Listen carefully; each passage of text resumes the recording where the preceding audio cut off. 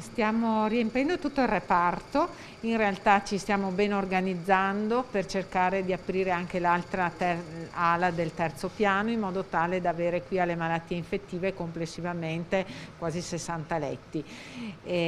Attualmente la situazione è assolutamente sotto controllo e quello che possiamo dire è che abbiamo anche un buon tasso di dimissione. Le lunghe code davanti agli ambulatori per effettuare i tamponi e i numeri in crescita pubblicati nel dettaglio giorno dopo giorno dal bollettino regionale nel reparto delle malattie infettive dell'ospedale di Padova, diretto dalla dottoressa Anna Maria Cattelan, sono persone, pazienti, ammalati di coronavirus che dimostrano che la seconda ondata della pandemia globale è ormai realtà. Nell'ultima settimana abbiamo avuto un aumento di richieste di ricoveri sia per quanto riguarda le malattie infettive che in terapia intensiva. L'età media dei pazienti che ho ricoverato è di 62 anni, però il range, la forbice si è molto allargata perché andiamo da pazienti che hanno un'età di 20 anni fino a 92-94 anni. Quasi un déjà vu, come ci spiega il direttore sanitario dell'azienda ospedaliera padovana Daniele Donato, perché i numeri in questo momento sembrano quelli dello scorso gennaio e se questa fosse la premessa, il futuro avrebbe la strada segnata.